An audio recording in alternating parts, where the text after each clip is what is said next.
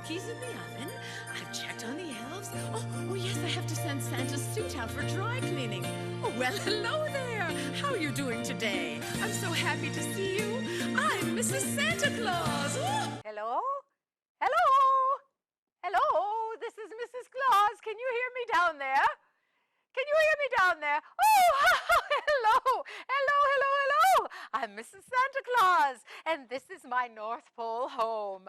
Hello, boys and girls. Once again, I am coming to you through the magic of a satellite to see you all the way from my home in the North Pole. I'm so happy to see you once again, as I have every year for the past many, many years now. Some of the boys and girls that I spoke to when I first started doing this show are all grown up and have children of their own now. Mrs. Santa Claus never gets any older, though. It's the magic of living in the North Pole. Today, during our show, we're going to have lots of fun. I'm going to read some of your letters, and I'm going to read from Santa's book of good girls and boys, and we're going to check in with the elves down in the toy department to see what kind of progress they're making on this year's toy making.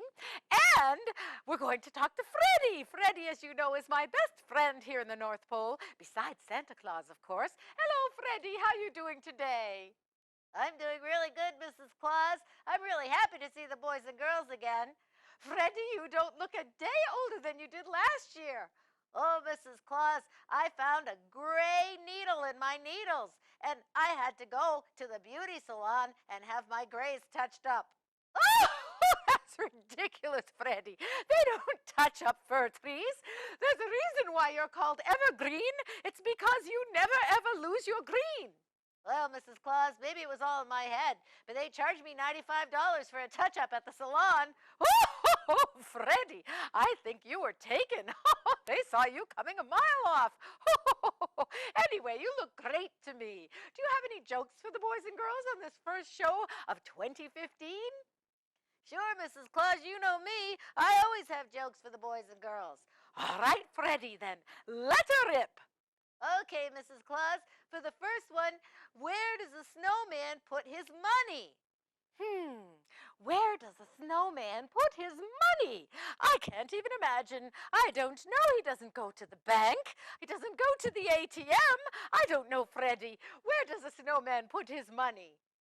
In a snowbank, Mrs. Claus. In a snowbank. Oh, Freddie, that's ridiculous.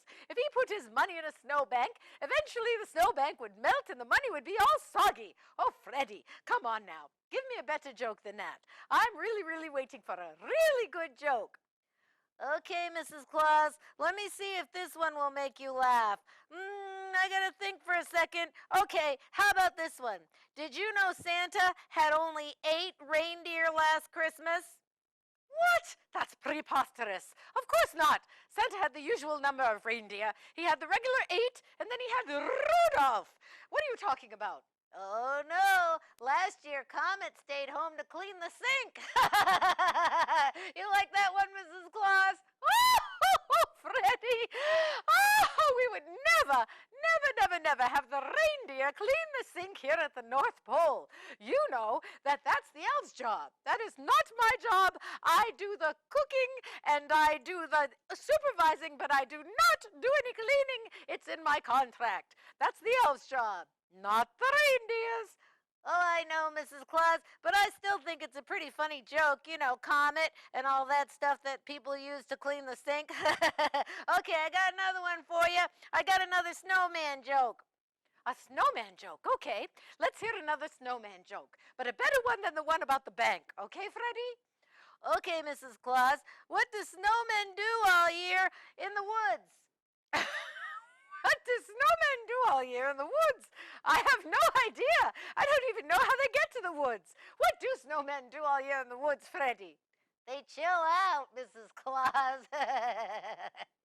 Oh, Freddie, I think you better go back to the drawing board and come back with better jokes than that. That's ridiculous. Hopefully, you used up the bad ones on the first show and you'll have a better joke for us tomorrow. But right now, you know how Mrs. Claus enjoys watching the Christmas decorators videos from down there on the world. Well, they'll be ridiculous. The North Pole is on the world, but we're at the top of the world, and everybody else in the world is down there. So let's go down there and take a look at a festively decorated house. Let's see it.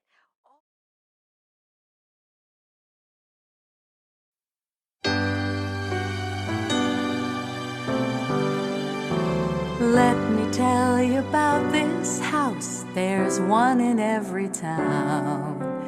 It's the one at Christmas time where folks all gather round.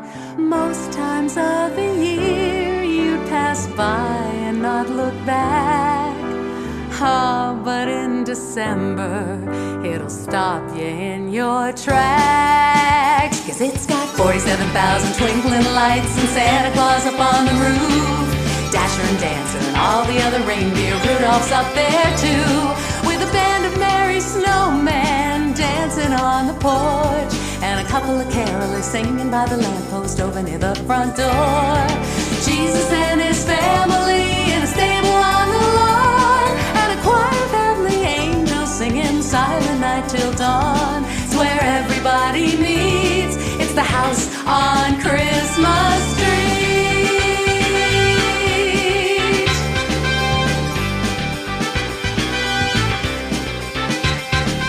Every year, Thanksgiving Day, while we digest our turkey, the family puts up its display. You can see it from Albuquerque. Papa says their electric bill must reach up to the sky, but Mama says the joy it brings is more than money can buy. 'Cause it's got 47,000 twinkling lights and Santa Claus up on the roof, Dasher and Dancer and all the other reindeer. Rudolph's up there too, with a band of merry snowmen dancing on the porch, and a couple of carolers singing by the lamppost over near the front door.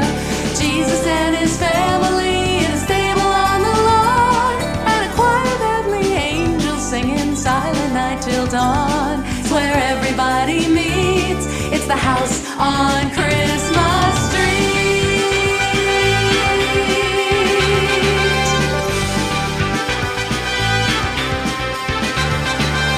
Every tree is all aglow with a Merry Christmas banner hanging high. It's so pretty in the snow. It's got to put a sparkle in your eye. In your eye. 'Cause it's got 47,000 twinkling lights and Santa Claus up on the roof, Dasher and Dancer and all the other reindeer. Rudolph's up there too, with a band of merry snowmen dancing on the porch, and a couple of carolers singing by the lamppost over near the front door. Jesus and his family in a stable on the lawn, and a choir of heavenly angels singing Silent Night till dawn. It's where everybody meets. It's the house on Christmas Street.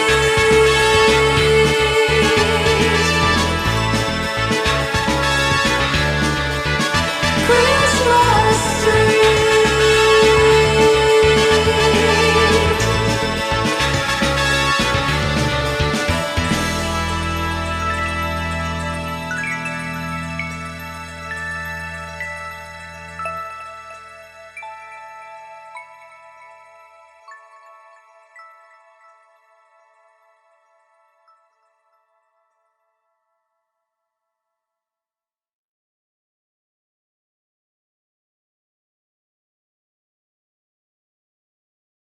Oh, yay, hooray! That was just terrific. I love how those lights dance to the music. And now, boys and girls, it's that very special time when Mrs. Claus reads the letters that you have written just for her. Now, I know most of you write to Santa Claus, but every once in a while, there's a letter for me. So let's see what we have in my big basket. It says, Mrs. Santa, North Pole. All right. Okay, let's see what this one says. Dear Mrs. Claus, this is so cool. I've never met Mrs. Claus. I have a few questions. What is your favorite thing about your husband? There there are so many things I love about my husband. Well, let's see. I like that he's very, very handsome, and he's very, very nice. He's kind to everyone, and I think that's a good quality to have. And let's see, he's also, he's very generous. He spends all year round making toys with the elves in the toy shop, and then he just gives them away. So I like that he's very, very generous. And he's also very, very funny. He makes Mrs. Claus laugh. And he likes my cooking, which is really a stretch. But I would have to say that my favorite thing about my husband is he has beautiful blue eyes. Now Mrs. Claus is blushing. Okay, let's see what the next question is. Number 2, what do you think of all the different Christmas shows? Which one is the most truthful? Well, I have to say something about that. I'm glad you asked me. The one that I really have a problem with is the story of Rudolph, because you see, that's not quite how it happened. The story of Rudolph that they show on TV, my Santa Claus is shown as being very, very mean to the little Rudolph. And Santa Claus was never very, very mean to the little Rudolph. Yes, he did find it was kind of odd that he had a red nose, but he never said that he couldn't be on the reindeer team. That's something that someone in Hollywood made up. I like the one, I can't remember what it's called, but it's the one with the song that goes, put one foot in front of the other. I like that one. That tells the story of how Santa and I met, you know. And so since I'm included, I really think that one is the best one. Let's see, number 3, how big are elves? That's a good question. Many people think that elves are very, very tiny, but elves come in all shapes and sizes, just like people. Some of them are very small, and some of them are very tall. There is no one size for elves. Every size fits elves. Okay, does that answer all your questions? And then it says, thank you so much for doing this. With love, Samantha from Auburn, New Hampshire, in 6th grade, 11 years old. You know what I love, Samantha? I love that you still believe in Santa Claus and in me and in all of the magic here at the North Pole. And I wish you a very, very, very, very, very, very Merry Christmas, Samantha. Thank you very much for writing. Now, let's see if we have time for another letter. Oh, this one's in a golden envelope. I mean, silver. Mrs. Claus doesn't know her colors. Oh, it says, thinking of you on the back. Okay, let's see what this one says. Dear Mrs. Claus, my name is Seth Logan, and I am 7 years old. I live in Portland, Maine. I have sent my Christmas list to Santa Claus, but I was wondering if you could put in a good word for me. I became a big brother for the first time last year, and I have tried to be a very good brother. I have a baby sister named Sophie, and she is very loud, and sometimes she smells bad. Oh, babies smell bad sometimes. But I still love her. I can't wait until she is older and can play with me, and I can teach her things. But for now, she doesn't do much. Still, I try to help Mommy and Daddy out and keep my room clean and take care of my dishes. Oh, that's very, very good, Seth. You are a very good boy, I can tell. Could you please tell me what Santa Claus's favorite cookies are? Daddy says we can just leave Chips Ahoy, but I'm sure he must like something better than that. Your friend, Seth. Well, Seth, Chips Ahoy would be just fine. You know, Santa Claus likes to eat every kind of cookie. It doesn't matter if they come in a package, because some people are very, very busy and can't bake. But if you have time to bake, Santa Claus loves Christmas sugar cookies the very best. And he especially likes the kind that he can tell have been decorated by boys and girls, because sometimes the decorations are a little messy, and you can't quite tell if it's a Christmas tree or a sleigh. But it doesn't matter what they look like. It's all in how they taste. So Santa Claus would love those cookies the best, but as I said, Chips Ahoy would be just fine as well. Let's see. I think we have time to read one more letter. Let's see what we have in here. Okay. I wonder what this one says. There's an address, but no return address. Let's see what's inside. Dear Mrs. Claus, what's your favorite food? Oh, someone is asking me what my favorite food is. Well, there are so many. Mrs. Claus, you know, doesn't always keep to the best diet. My very favorite food in the whole wide world is fried chicken. I don't get to eat it very often, but I do love a good plate of fried chicken. And I like to put ketchup on it.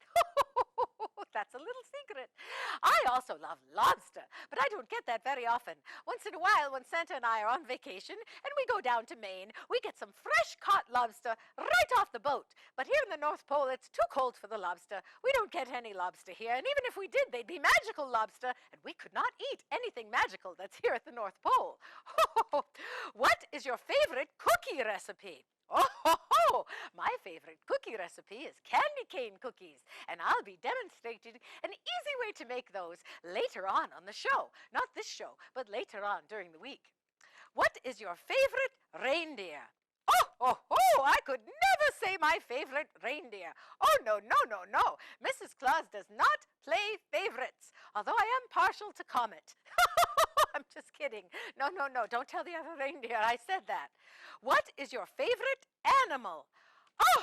Well, I can't possibly choose one. When I was a little girl, I really had a thing for koala bears, and I had many stuffed koala bears, but I would have to say now that my favorite animal is a doggie. I love doggies. They're very, very loyal, and they follow you all around, and they're very fun to have around. We have about 72 doggies here at the North Pole, and I love them all. I like kitty cats too, but doggies are my favorite. Do only elves help you cook, or do any elves help you cook, or do they all work for Santa? No one helps me cook. I am the queen of my kitchen. But, as I said before, the elves do help out with cleaning, but mostly they are in charge of making toys. Do you need new equipment for what kids want these days? That's absolutely true. We had to hire scientists and technical people and people who knew about computers and all these things because of all these electronic things that kids want for Christmas these days. So we have a whole new department that's been in operation for about 20 years, but it has to be upgraded every year. But you know, Mrs. Claus, I prefer the old-fashioned toys, the kind where children have to use their imaginations. Don't you? I mean, electronics are fine, but I don't like to see a kid with his face in his iPod or iPad or whatever you call those things all day long. I like for a child to use their imagination. So I hope you have a good balance between toys that you can use your imagination with and toys that are electronic. Let's see. Or do the elves make iPads, iPods, and ripsticks? I don't even know what a ripstick is. That's one for the IT department. Sincerely, Autumn. Well, Autumn, thank you very, very much for writing to me, and I think that's all I have time for letters for today, but don't worry. You can send your letters to me, Mrs. Santa Claus, at gmail.com, and I would love to receive your letters, and I'll read them here on my show. But now, it's time for me to take this very special book. You know what this book is, don't you? This is Santa Claus's book of good girls and boys. Oh, my goodness, a $5 bill. I don't know if someone put this in here to try to bribe Santa to put their name in his list of good girls and boys, but I'm telling you, it doesn't work that way. You have to be very, very good, like these children were. June and Shelby, Shanae and Brock, Nikki, Laura, Dick and Dawn, Camden, Carter, Lou, Joshua, Amber, Sam, Trina, Kaylee, Monica, Kayla, Alyssa, Chantel, and Kenneth. There's Rosalie and Russell, Shiloh and Chandra, Shania and Geraldo. There's Tatum and Hayden, Stephen and Brett, Bianca, Annabelle, Becky, Amanda, and Cameron. There's Ben and Taylor, Jason and Andy, Miranda, Dylan, Karen and Richard, Jeff, Ellen, Hugh and Georgia, Goldwaith, Jimmy, Shannon and Harry, Charles, Sahil, Donald, Emmett, Travis, Colin, Rob, Ross, Zubin, Mark, Adrian, Cliff and Tessa, Amber, Autumn? Oh, Autumn, your name is in the book of good girls and boys. William and Tasha. And that's all I have time to read for today. Don't worry if you didn't hear your name in Santa's book of good girls and boys. This is a very big book, as you can see, and it's magical. It has even more pages than this that you can't see. So I bet your name is in here somewhere. But right now, we have to go and check in with the head elf, Holly, and find out how progress is going down at the North Pole workshop. It's only 5 days until Christmas, so I hope they've got a good handle on things down there. Holly, how are things going? Oh, hi, Mrs. C. Oh, keep on working in there, fellas. Keep up the good job. Mrs. Claus, everything is going splendidly. I think this is looking to be our best Christmas yet. Even now, 5 days till Christmas, we're ahead of schedule. All of the halls have been decked. We've tasted all of your delicious cookies. The reindeer have been fed. The letters to Santa have been sorted, and all the lights have been hung. It's looking really well. In fact, I think our toy production is the highest it's ever been. Check out this handy chart I got from the boys downtown. Holly, it appears from that lovely chart that toy production is going down according to your arrow. Down? Oh, sorry. Must have had it upside down. There we go. Up. That looks much better. We're going to make a lot of boys and girls really happy this year. All right. Oh, I hear them calling me back at the workshop. There's always things to be done, even 5 days till Christmas. I'll check back in with you tomorrow to let you know how things are going. No, don't do that. Oh, the light is on. Oh, you caught Mrs. Claus touching up my lipstick. I just want to make sure I look good on television when I see all of you boys and girls and families gather around to watch my show. This year, I've decided to do something a little bit different that I've never done before on the Mrs. Santa Claus show. I want to share with you some of my very favorite things from my collections. I love to collect things, and people are always giving me gifts. I love it. And so they go into my very special collections. I have thousands and thousands of things. There's a whole building here at the North Pole just to house my collections. But I thought that I would show you some of the most very special things to me that come from my collections. Today, I'm going to show you my collection of Santa Clauses, or part of my collection of Santa Clauses. Now, this is a very interesting Santa Claus. It's on a stick, so you can play with it like a puppet. La-dee-dee, I'm Santa Claus. Oh! I love this little Santa Claus. He's got a very festive beard, and he's holding a little tiny sack. That is not accurate, however. Santa's real sack is gigundo. Okay, now let me look at this one. Was a very special Santa Claus. See, can you see it? It is made out of fabric, and it's stuffed with something, I don't know what, and it smells like peppermint. And this was a gift to Mrs. Santa from the one and only Judy Pancoast. She made it all by her only self. And here's another one that she sent along with it. This one has a sack that looks more like Santa's real sack. This is very, very old. Judy Pancoast made this when she was very, very young, and she's not very young anymore. Don't tell her I said that. We're going to see her in a little while. And I don't want you to tell her that I said she was old. But these are very, very nice Santas. This one smells like peppermint. This one smells like cinnamon. Oh, I love this Santa. He's very, very round, and he has a bell. He's almost as round as the real Santa. And here's a couple of very old Santa Clauses. They are old, and they're on skis. So you can make them ski. Wee! Oh, I don't want them to ski off the table. They might break. And they have a sack hole, so you could like put some candy or some peppermint sticks or something in there if you wanted to. I like to keep them under the tree here at the North Pole. This Santa Claus is a candle. Now, boys and girls, you must be very, very careful. Never, never, never light candles on your own. Always wait for mommy or daddy or an older brother or sister who's much, much older, like a teenager, and not 12, but, 15 or 16. They can play with No, they can't play with matches, but they could light a candle like this Santa Claus candle. And here we have Santa on a sled. It's very, very festive. You can hang it on your tree or you can hang it on the wall. It's very, very nice. I love that one. Oh, here's another Santa. Whoops, hold on. He's a little tangled. Here's another Santa for hanging on the tree. Isn't he cute? Do you like this little Santa? He has green mittens. They're very, very cute. Now, what else have I got in here? Oh, I have more candles. This one is a very tall Santa. Now, the wick is coming right out of his hat. So if we were to burn this one, it would burn Santa's hat and then eventually burn his whole head. We can't do that. So I have never, never, never put a match to this Santa because I don't want him to go up in flames. And here's another one that I've also never lit for the exact same reason. But aren't they very cute? Yes, it's much safer to light this one because the Santa is actually a mug with the candle inside. Okay, and here's another one that I have never lit. Also a Santa candle, very, very old. I don't think they make these kind of Santa candles anymore because nobody wants to light Santa's head on fire.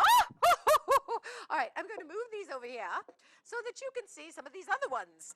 This one is a tumbling Santa. You can have him stand like this, or you can have him stand on his hand. You can even have him stand on his head. Woo-hoo-hoo. The real Santa cannot stand on his head. He hasn't been able to do that since he was just a little boy. But I like this one because he can stand on his head. And here we have Santa in a helicopter. And he goes like this. Whee! There he goes. Let's wind him up again. Whee! Oh, wait, he's not going. Oh, now he's going backwards. Let's see if we go this way. Oh! Look at that. Let's do that one more time. Whee! Oh no! He fell right off the table. And here's another one that's sort of like that one. It's a little Santa in a train. Let's see if he'll move. Here we go. Oh, he crashed. Let's try that again. Oh, there he goes. Right off the table again. Oh, very, very silly. And this one is another Santa Claus that you wind up and he walks. Dee-dee-dee-dee. Oh, he's not walking very well today. Oh, there he goes. Isn't he cute? Mrs. Santa Claus really, really loves wind-up toys. They're one of my favorite.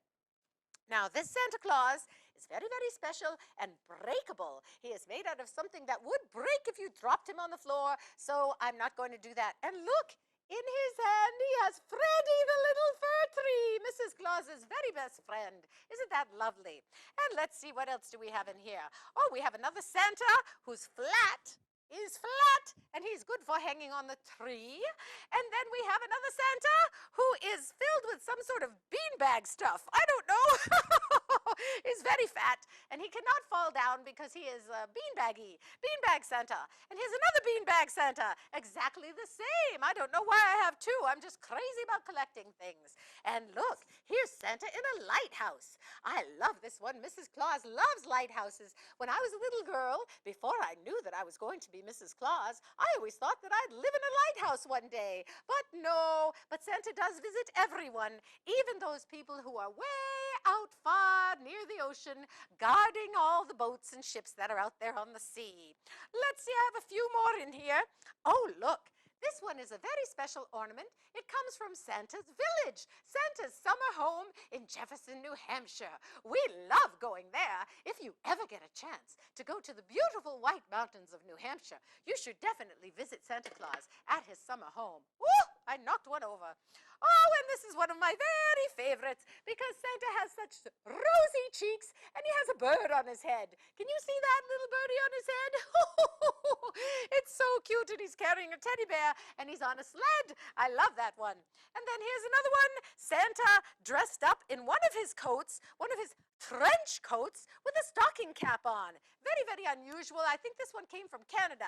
And this is actually not called a stocking cap. It's called a toque. It's one of those hats like, did you ever see that show, The Monkees? Oh, no, you're too young. But anyway, there was a guy in The Monkees who used to wear a hat like this with a pom-pom on the top. And I guess this was when Santa was going through his Monkees phase back in the 1960s. Here's another breakable Santa. What did I do with the other one? They're part of a special collection. This one's carrying a candy cane. I'll put them right in the middle, right next to each other. And now, I have saved for last the very, very, very most specialist Santa of all. This one was given to me by Santa on our honeymoon. Nobody knows this, but we went to Disney World on our honeymoon. We couldn't wear our usual clothes because everyone would know us. We had to go in disguise. And if you see this lovely little house, you see Minnie Mouse looking out the window. I'll move it here so you can see it. And then here's Mickey Mouse dressed up as Santa with Dumbo pulling the sleigh instead of reindeer. It's very lovely. Now look and see what happens if you wind it up. It's very, very special.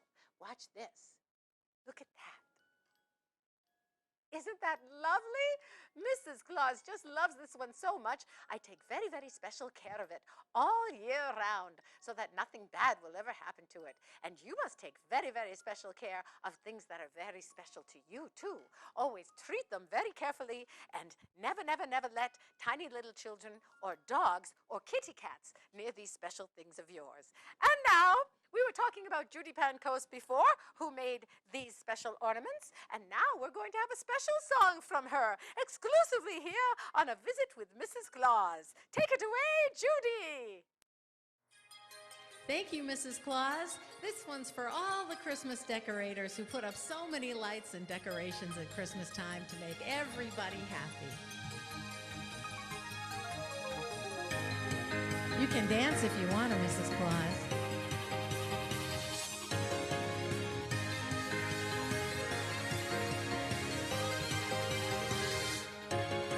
Welcome to my house, I like it when you come by here. To see my decorations, I work hard on them all year. Lots of lights and I must confess, I lost count long ago. Now I'm in just a little mess, 'cause I just don't know where is Santa Claus? Where is Santa Claus? I think I'm losing it, 'cause he's not where I thought he was. Is he up on the roof? Is he out on the lawn? Can you see him through the window? Man, he's gone. Oh, where is Santa Claus? Where is Santa Claus? Can you see the snowman, the elves and the candy canes? Still, I just don't know, man. I think I've gone insane. I thought I left him there in his sleigh, but now he's disappeared. Did he and the reindeer just fly away? Oh, Santa, come back here. Uh-oh, where is Santa Claus? Where is Santa Claus? I think I'm losing it, 'cause he's not where I thought he was. Is he up on the roof? Is he out on the lawn? Can you see him through the window? Man, he's gone. Oh, where is Santa Claus? Where is Santa Claus? My neighbors say my hobby is out of control. I have too many decorations for 1 yard to hold. Maybe it's true and I've gone too far, 'cause I lost Santa in my own yard.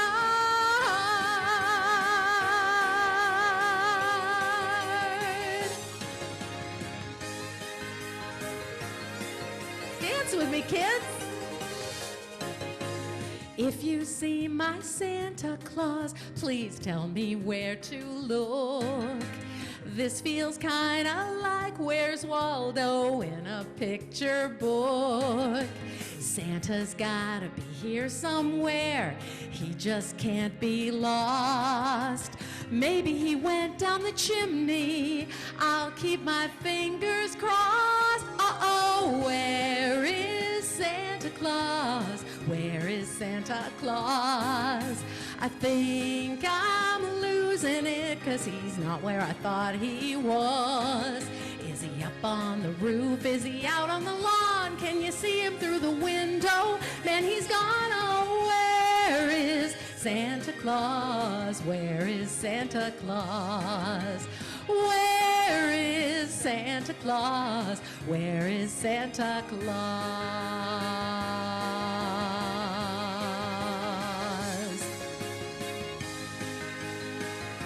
I see you dancing. Where is Santa Claus? If you see him, will you tell me? 'Cause I just don't know. There's so many decorations. There's elves and trees and hey, look, there's Mrs. Claus. Do you know where Santa Claus is? Thank you, Mrs. Claus. I'll see you tomorrow. Thank you so much, Judy Pancoast. One of our favorite singers here at the North Pole. I can't help but rock back and forth to that festive Christmas music of yours.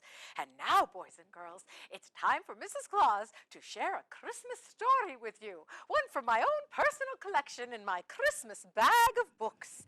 Let's see. What will I pull out today? Goodness.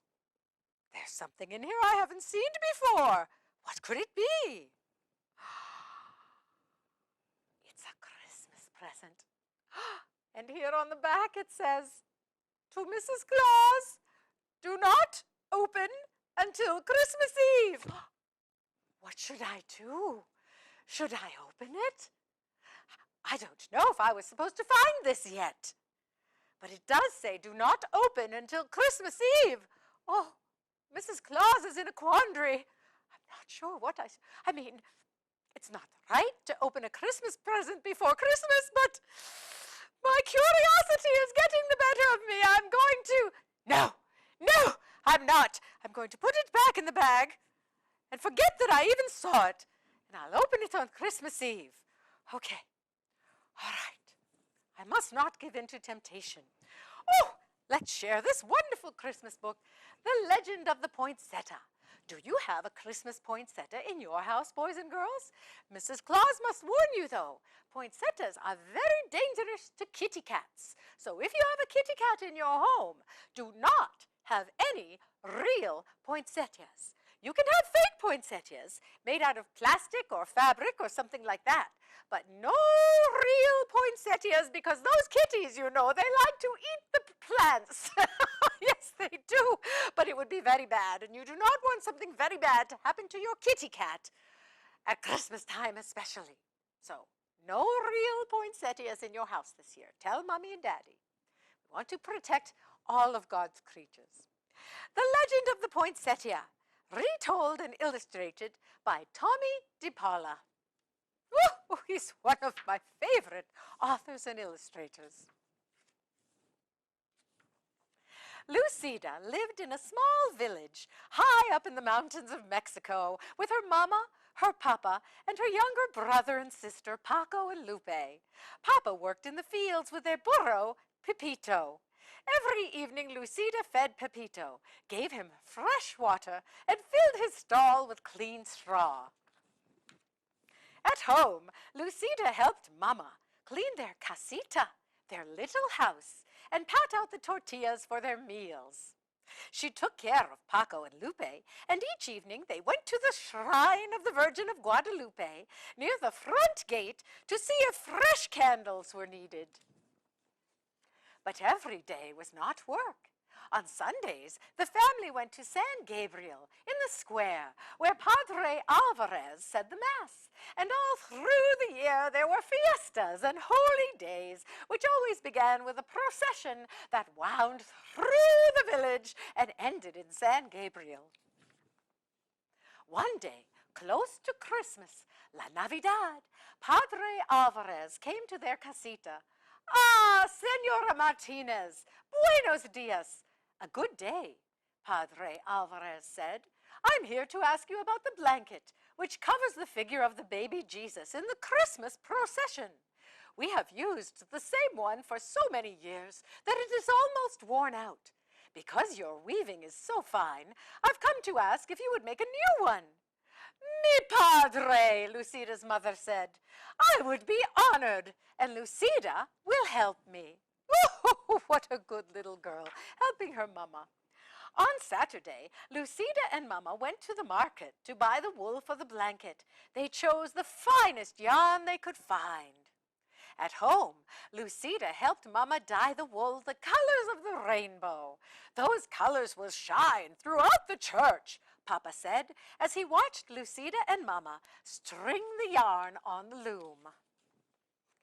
As Christmas drew closer, everyone in the village was busy.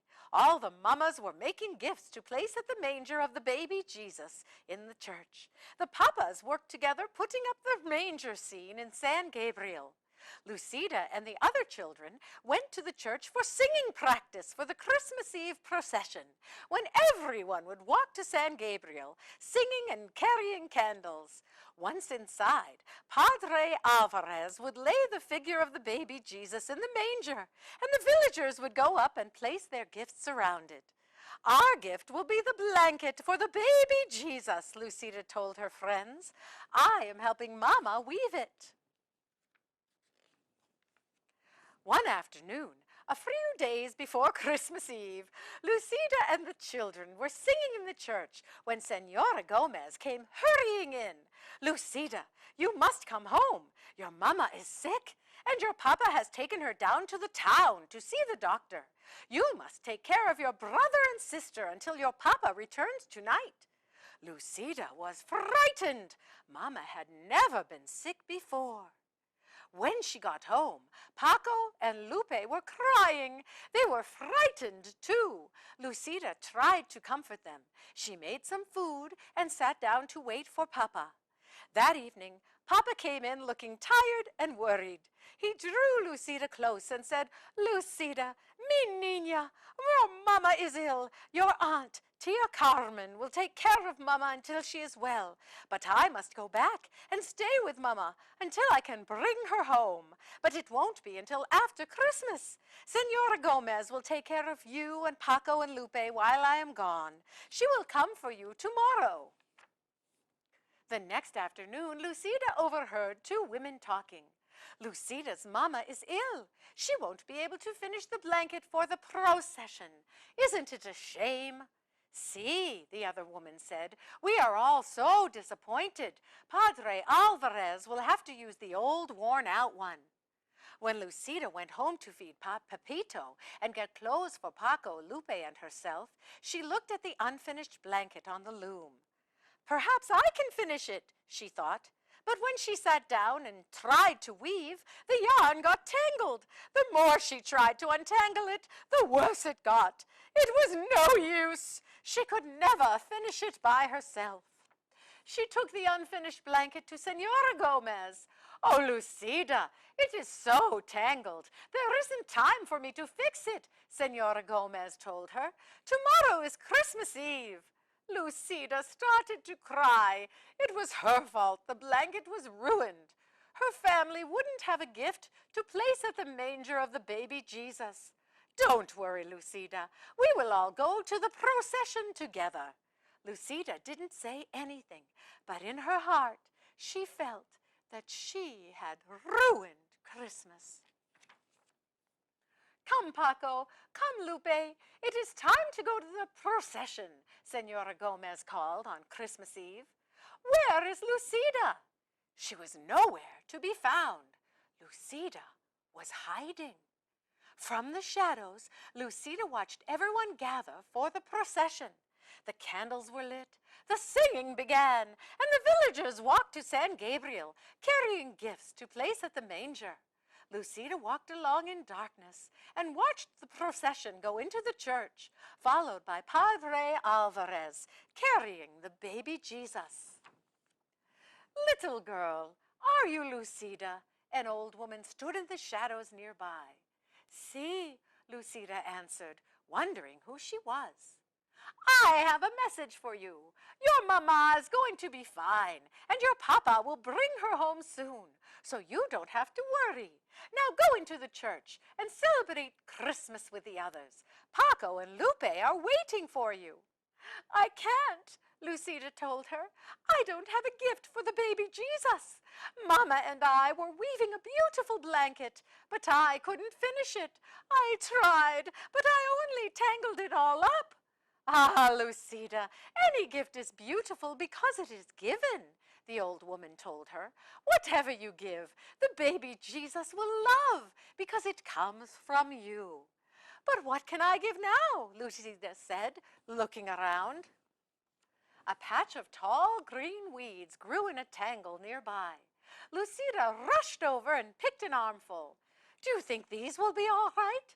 Lucida turned to ask the old woman, but she was gone. Lucida walked into the church. It was blazing with candlelight, and the children were singing as she walked quietly down the aisle with a bundle of green weeds in her arms. What is Lucida carrying? A woman whispered. Why is she bringing weeds into the church? Another one murmured. Lucida reached the manger scene. She placed the green weeds around the stable. Then she lowered her head and prayed. A hush fell over the church. Voices began to whisper. Look! Look at the weeds! Lucida opened her eyes and looked up. Each weed was tipped with a flaming red star. The manger glowed and shimmered as if lit by 100 candles. When everyone went outside after Mass, all the clumps of tall green weeds throughout the town were shining with red stars. Lucida's simple gift had indeed become beautiful, and every Christmas, to this day, the red stars shine on top of green branches in Mexico. The people call the plants La Flor de Nochebuena, the flower of the holy night, the poinsettia.